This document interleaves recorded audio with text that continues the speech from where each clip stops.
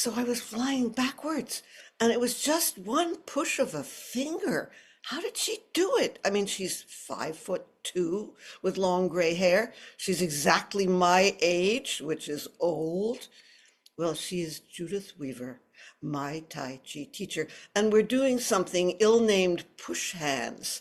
It's a kind of a beautiful flowing duet, but she didn't push me. I knocked myself over. She felt my wobbly weakness and just gave a little, and over I went. So that is the profundity of Tai Chi. And I've been doing it for years, ever since I saw these old ladies in a park. They looked like they were swimming through air. They were so graceful. And I said, I could do that when I'm an old lady. And guess what? I am an old lady and I do it every morning. And I studied in a class for 12 years, but then my schedule changed and I did it on my own. And when you do it on your own, it gets kind of funky without anybody looking at you. So every summer I go to British Columbia, where she has a beautiful piece of property, and we have our week-long workshop. And I'm going to take you back to one that was maybe 15, 20 years ago. And I learned a lot more than Tai Chi there. Well, it's a bunch of people, not a big bunch, who know each other. But then there's always folks who come kind of from the internet.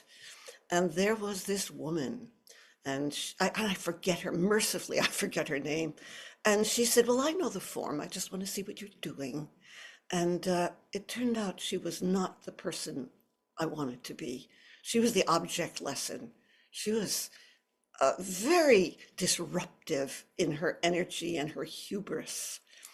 And so, what did my teacher do? About 3 days into the workshop, she said, we're going to have a silent retreat for the rest of the workshop. And I got absolutely terrified because words are me. I mean, words are my food. I read all the time. I write all the time. I speak, as you can tell, a lot. What was it going to be like? What was I going to do? I mean, when we were doing Tai Chi, that's all fine. But then big chunks of silent time? Well, I got a kind of taste of the dynamic when we were out on this beautiful deck overlooking the sound with mountains in the distance, doing the form, that's what we call it, silently. And then I heard crickets, and I know there are not crickets here. I've been coming long enough. And the crickets were coming from the sweatpant pocket of this woman. The sweatpants had a big pinky juicy on the rump. And she just took out her cell phone and kind of went in the bushes and had a nice loud conversation.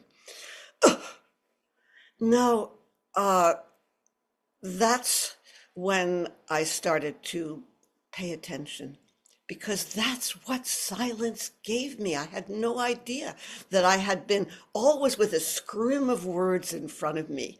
And so I would be lying on my skinny mattress looking at the raindrops going down the window. And each raindrop had its own trajectory. They were like characters in a novel. They were riveting. And then there were body sensations, the wasps. And, if it had been a not silent, I would have gone, ow, or shit. But I couldn't do any of that. I just had to kind of lie there and feel it and get to know it. They came in colors. When they were acute, they were bright yellow. And when they died down, they were kind of muddy gold. And I did all kinds of stuff, the hot, the cold, the scratch, the feel, the sense. Oh, who would have known that they were so eloquent? And then the meal times. I mean, we were making food without talking. We all turned into kind of mini Marcel Marceaus. And we shoveled out pretty good hippie meals, the brown rice and the beans and the curated salad. And this was all laid out on a plank on a couple of sawhorses. And this unnamed woman, she was a little greedy and she charged into it and she hip checked it, and the dressing flowed over the entire table and down upon the floor, and we cleaned it up. But I have to tell you that salad dressing goes on almost everything. It was pretty damn good. Now, thus, the days of silence just kept delivering to me to the point when it was time to talk again. We were sitting in a circle. I didn't want to. I had to haul my voice out from a deep well, and it came out rusty and it came out slow. And as you can tell, I still talk. I talk a lot. I read a lot. I write a lot. But what I learned was the superpower of silence. A coda.